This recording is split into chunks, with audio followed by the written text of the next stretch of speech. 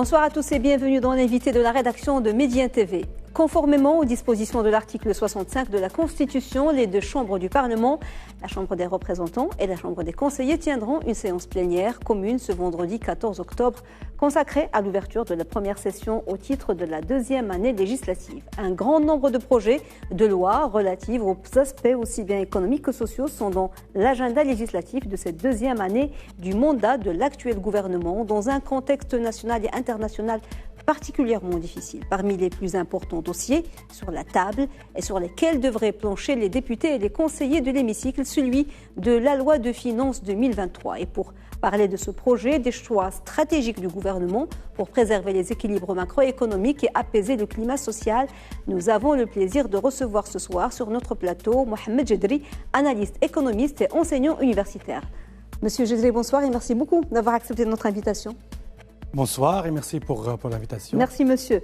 Professeur Jedri, comment se présente cette loi de finances 2023 sur laquelle plane le spectre de 3 années de crise sanitaire en plus de la répercussion de la guerre russo-ukrainienne et puis de la sécheresse? Moi je pense que le projet de loi de finances de 2023 arrive dans un contexte national et international un peu difficile. Commençons par le national. Premièrement, ce projet de loi est élaboré à 100% par le gouvernement Arnouch, pas comme l'année dernière qui a été préparé en grande partie par le gouvernement Othmani. Et deuxièmement, aujourd'hui, on parle de grands problèmes géostratégiques. Premièrement, il y a la guerre entre la Russie et l'Ukraine qui a impacté les prix des barils, les prix des matières premières et plein d'autres choses. Aussi, on n'a pas encore fermer la page, tourner la page du Covid, parce qu'aujourd'hui, la Chine utilise encore des restrictions pour leur population. Et aussi, il y a la question de la sécheresse au Maroc qui est devenue structurelle. Moi, je pense qu'aujourd'hui, il y a pas mal de contraintes pour le projet de loi de finances 2023, mais aussi, il y a pas mal d'opportunités, parce que aussi, l'année dernière, on a réalisé un chiffre d'affaires assez important pour le phosphate, pour les automobiles, pour le textile et aussi pour tout ce qui est énergie renouvelable, etc. Donc, il y a pas mal de contraintes et aussi il y a pas mal d'opportunités. Pour vous, le tableau n'est pas totalement noir. Exactement. Il y a des opportunités à saisir. On y reviendra. Alors, à votre avis, quels seront les choix stratégiques qui guideront l'exécution du budget 2023, surtout dans ce contexte économique qui est déjà difficile, mais dont on ne contrôle pas les mutations. On ne sait pas ce qui va se passer. On a tiré les leçons de la pandémie, mais aussi de cette guerre que personne ne prévoyait. Donc, quel choix stratégique devrait guider, à votre avis, le choix? Moi, je pense qu'aujourd'hui, le Maroc, il table sur pas mal de chantiers essentiels et stratégiques. Premièrement, on parle de la mise en œuvre du nouveau modèle économique. Deuxièmement, on parle de l'État social. C'est la raison pour laquelle, à l'an de cadrage du chef de gouvernement, il parle de 4 priorités stratégiques. Premièrement, il y a l'État social, à travers, maintenant on passe à la deuxième vitesse, à travers la généralisation des allocations familiales pour les familles. Ça va être 7 millions d'enfants qui vont bénéficier des allocations familiales. Deuxièmement, tout ce qui concerne l'éducation et la santé. Nous sommes maintenant dans une phase dans laquelle on aura un CHU dans toutes les régions du Maroc. C'est une chose qui est assez importante.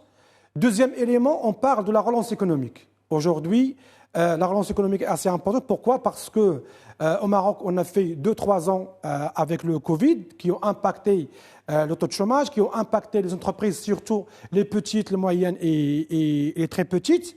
Donc aujourd'hui, l'axe de la relance économique est aussi stratégique. Le troisième axe qui est aussi assez important, c'est tout ce qui concerne les disparités régionales. Parce qu'aujourd'hui, ça n'a aucun sens qu'on voit qu'il y a de fortes disparités régionales entre, par exemple, la région de Casablanca, Stade, et la région, par exemple, de Rabat Filet. Aujourd'hui, il y a pas mal de choses en matière de routes, en matière d'ambulance, en matière d'éducation, de santé Et aussi, c'est la raison pour laquelle, dans le PLF, on voit que l'axe numéro 3, c'est l'axe qui concerne les disparités territoriales. Et le dernier axe qui est aussi important, c'est que entre 2020 et 2022, on a perdu beaucoup d'argent. Parce que la caisse de compensation a commencé à consommer beaucoup d'argent. C'est la raison pour laquelle on va essayer l'année prochaine de préserver des marges budgétaires pour aller vers l'avant. Parce que ce sont des chantiers qui nécessitent beaucoup d'argent. Il y avait aussi les enveloppes budgétaires pour le soutien, que ce soit pour l'agricole, que ce soit pour le tourisme, que ce soit pour beaucoup de secteurs. Exactement. Donc, alors, pour la relance économique, on va y revenir parce qu'il faut relativiser aujourd'hui les choses, parce que la donne a changé avec l'inflation, avec la hausse du taux directeur. Mais au moment, en termes de perspective, le PLF, au début, tablait sur une croissance de 4,5%.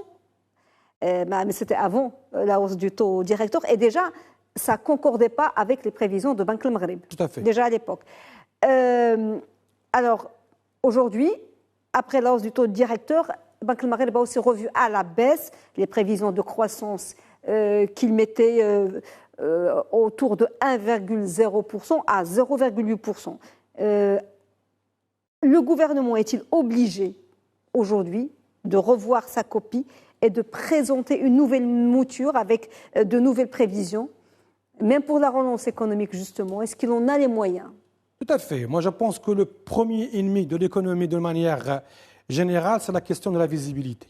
Aujourd'hui, on a un grand problème en matière de visibilité, parce qu'on n'a pas de visibilité sur ce qui va se passer dans 3 mois, dans 6 mois, dans une année. Aujourd'hui, on parle d'une diminution au prix des barils, mais hier, l'OPEC a diminué leur offre, alors que dans 2-3 semaines, le prix du baril va revenir encore une fois. Donc, il y a pas mal de problèmes. Aujourd'hui, la honte de cadrage qui a été préparée au mois d'août dernier, elle parle et elle table sur un taux de croissance de 4,5%, mais moi, je pense que c'est un peu difficile de réaliser 4,5% l'année prochaine. Surtout que cette année-là, on ne va pas dépasser au maximum possible 0,8 à 1% de taux de croissance. Oui, dans les meilleurs des cas. Et en plus de ça, il y a une récession économique au niveau international, il y a l'inflation aussi qui impacte le pouvoir d'achat des Marocains, il y a pas mal d'éléments. Moi, je pense qu'au moment de la présentation des projets de loi de finances au niveau du Parlement, il y aura des discussions et il y aura des amendements. Et moi, je pense qu'il faut qu'on soit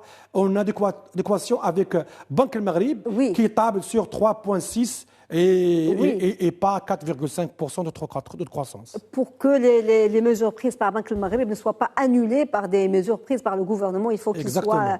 Alors, le taux d'inflation, dans la première loi de finances, la première mouture, ils croyaient que c'était... Enfin, ils étaient sur des prévisions de 1,2%. Nous sommes aujourd'hui à 8%, peut-être plus. Et un prix moyen du gaz butane à $450 la tonne. On le voit, la production de blé attendue de 80 millions de quintaux, un déficit budgétaire de 5,9% du PIB et une dette du Trésor de 77,8%. Les premières prévisions, comme vous l'avez dit, sont tombées à l'eau, malheureusement. Vous avez dit que le PLF doit s'adapter à cette donne, mais vous avez parlé de relance économique. Comment on peut relancer l'économie dans un climat de morosité menacé par la récession économique et surtout que les investisseurs auront peut-être plus de mal à se financer auprès des banques, puisque les banques seront amenées nécessairement, j'imagine inévitablement, à augmenter leurs taux? Bien sûr. Donc, comment est-ce qu'il y a d'autres alternatives pour financer justement l'investissement? Tout à fait. Moi, je pense qu'il y a 2 points d'entrée pour parler de ce sujet-là. Premièrement, la question principale, il faut avoir l'audace pendant la discussion du PLF, si on voit que la situation économique au Maroc n'est pas adéquate à ces prévisions-là, il ne faut pas avoir la peur de dire qu'on va baisser le taux de croissance, ou bien on va augmenter le taux de baril, ou bien on va y aller vers un taux d'inflation de 3 ou 4%. C'est pas méchant. Mais le deuxième élément qui est favorable pour l'économie marocaine, c'est que le premier investisseur au Maroc, c'est l'investissement public. Ce qui fait l'année dernière, on était à 245 milliards de dirhams. Et je pense que l'année prochaine, on va y aller encore dans ce chiffre-là. Et c'est un investissement public qui permet aux entreprises, quelle que soit leur taille, très petites ou moyennes, de vivre et aussi de répondre au marché public. C'est ça un petit peu l'avantage. Mais il ne faut pas oublier un élément essentiel, c'est que l'année prochaine, on va avoir un taux de chômage assez élevé, surtout le premier semestre de 2023. On ne va pas maîtriser le taux d'inflation, au moins pour 3-4 mois dans l'année prochaine. Ce sont des éléments qu'il faut prendre en considération. Il y en a qui parlent d'un minimum de 12 mois pour voir les résultats Mais il faut au moins, d'ici la fin d'année, qu'on stable sur 8% de taux d'inflation et que l'année prochaine, on ne va pas y aller vers une augmentation, mais que la diminution commence à donner ses fruits. C'est pour cela que pendant la discussion, il faut capitaliser sur l'expérience de l'année dernière, parce que l'année dernière, il y avait des groupes parlementaires qui ont dit que les hypothèses sont fausses. On parle d'une saison agricole moyenne, on parle d'un taux de baril à 85 $, on parle d'un taux d'inflation, on parle de plein de choses. Aujourd'hui, ce sont des prévisions et ils vont rester des prévisions. Donc c'est la raison pour laquelle, pendant la discussion, si on voit que ça ne marche pas, il faut dire que voilà, on revoit les choses et ce n'est pas méchant. Et même les grands pays, ils font ça, comme l'Allemagne, comme les États-Unis, comme l'Union européenne. Ce sont des choses qui arrivent dans l'économie de manière générale. Parce qu'il n'y a pas de visibilité, on n'est pas à l'abri d'un autre chamboulement. Alors, justement, l'investissement a été budgétisé à hauteur de 15 milliards de dirhams en 2022, avec un objectif de mobilisation de 30 autres milliards de dirhams dans le cadre d'un partenariat, le fameux partenariat public-privé. Pour l'heure, force est de constater que ce mix public-privé n'avance pas vraiment comme il faut. Qu'est-ce qu'il faut faire pour le booster? Est-ce qu'il faut axer sur ce partenariat?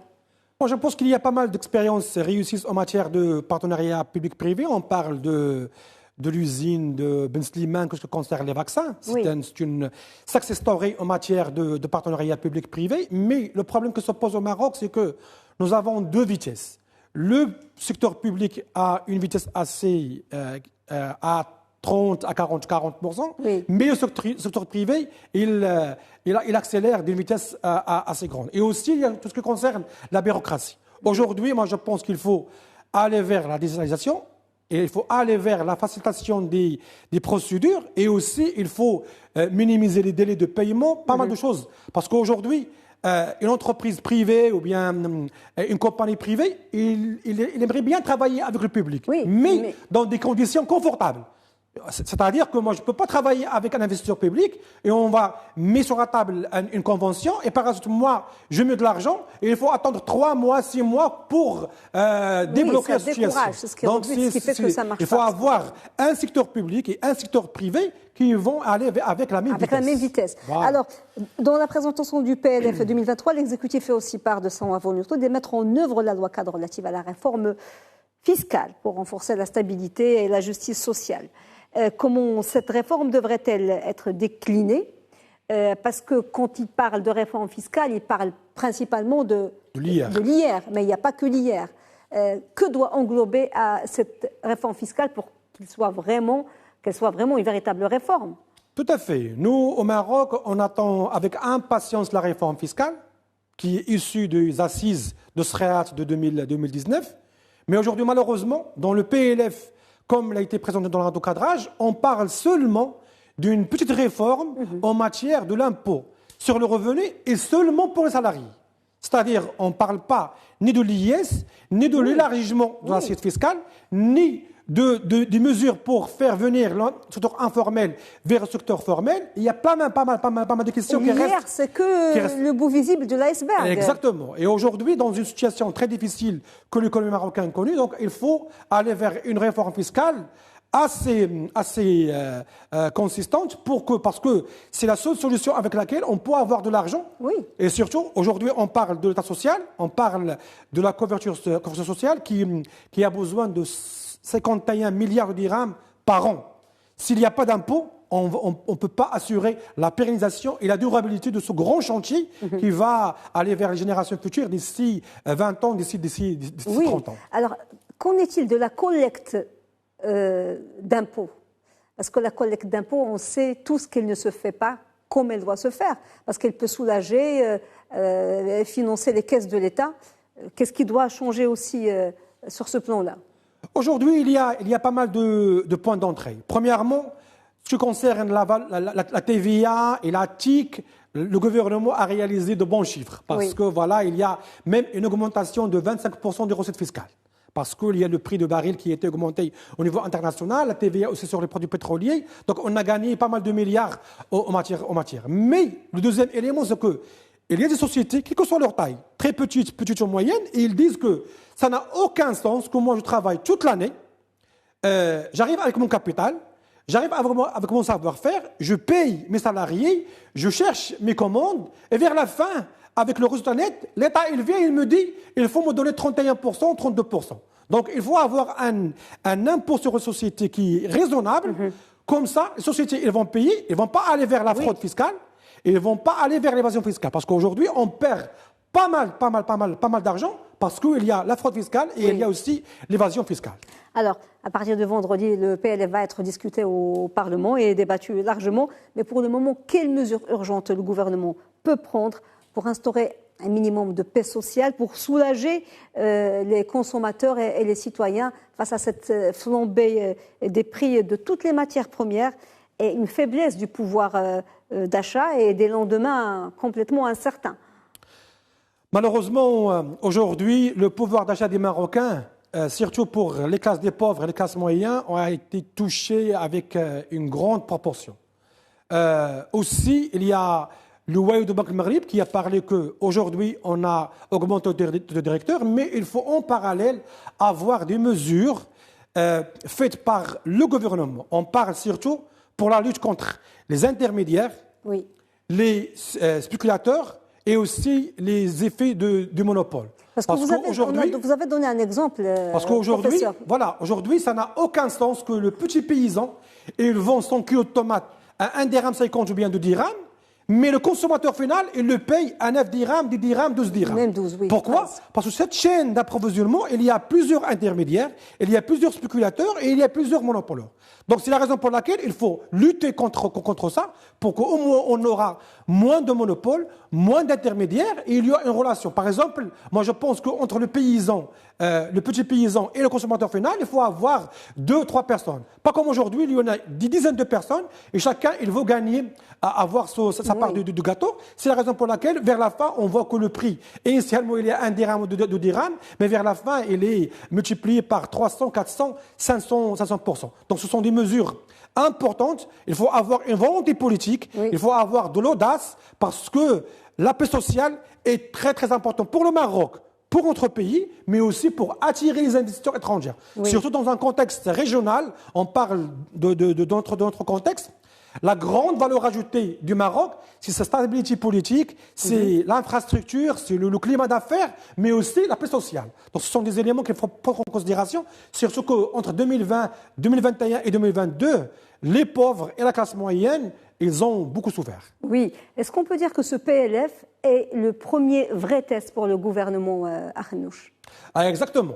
Moi, je pense que l'année dernière, le gouvernement Arnouch avait des excuses. Et il dit, parce qu'il dit que voilà, le PLF de 2022 a été préparé en grande partie par le gouvernement le Othmani. Nous, on est arrivé au mois d'octobre, donc on a essayé de modifier juste quelques éléments.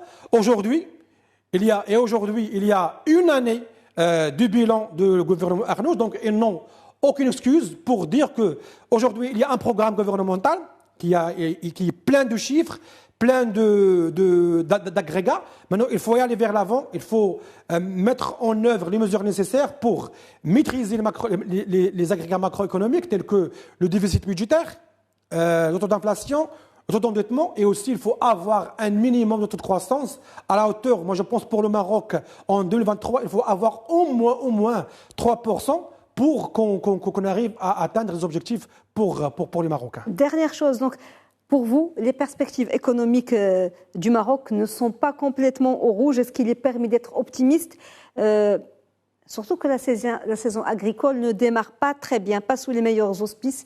Nous sommes début octobre et il n'a toujours pas plu, il n'y a pas de pluie. S'il ne pleut pas, d'ici 4 semaines, 5 semaines, ça va être un peu difficile. Moi, je pense que si on aura une saison de pluie au moins moyenne, on va y arriver à une situation confortable. Pourquoi ? Parce qu'aujourd'hui, il y a plein de secteurs promoteurs. On parle des phosphates, on parle des automobiles, on parle du textile, on parle de l'agriculture, on parle des transferts des Marocains résidents étrangers et on parle surtout du tourisme. Parce que tout le monde a dit que pour le tourisme, pour qu'il revienne à la situation normale, il faut attendre 2024-2025. Heureusement pour le Maroc, aujourd'hui on est en 2022 et on est dans la même situation qu'en 2019. Mais pour être franc avec les Marocains, s'il n'y aura pas de pluie d'ici le mois de novembre ou le mois de décembre au maximum, ça va être une situation très très difficile pour le gouvernement Arnouch et surtout pour les Marocains parce que ça va être vraiment une situation très très très délicate. Donc encore une fois, on attend que le salut vienne du ciel et c'est pas une solution. La vérité, c'est pas gagné, c'est pas une solution. Il faut repenser tout ce mode parce que moi, je pense qu'aujourd'hui, la sécheresse devient tout à fait. Aujourd'hui, on parle d'un plan qui s'appelle le Génération Verte. Mais aujourd'hui, il faut avoir l'audace, il faut dire qu'il faut arrêter avec ça. Oui. Pourquoi? Parce que c'est une politique publique axée sur les arbres. Et les arbres, ils consomment beaucoup d'eau. Aujourd'hui, il faut qu'on revienne à la tradition marocaine, sur les céréales, sur le sucre, sur pas mal d'éléments. Aujourd'hui, nous sommes dans une situation très difficile et la sécheresse, elle est devenue structurelle pour le Maroc. Elle n'est plus conjoncturelle, donc il faut prendre ces éléments en considération. Surtout, moi je pense que d'ici 15 ans, 20 ans, on n'aura pas de problème parce que tout ce qui concerne des salmons d'eau, les énergies renouvelables, ils vont être maîtrisés. Mais d'ici 3, 4, 5 ans, la situation elle est encore délicate et il faut avoir de l'effort pour qu'on sorte avec le minimum de dégâts. Merci beaucoup Mohamed Jedri pour cet éclairage. Je rappelle que vous êtes analyste économiste et enseignant universitaire. Merci monsieur. Avec plaisir. Madame, monsieur, merci beaucoup de nous avoir suivis. Bonne suite des programmes sur Média TV et très belle soirée.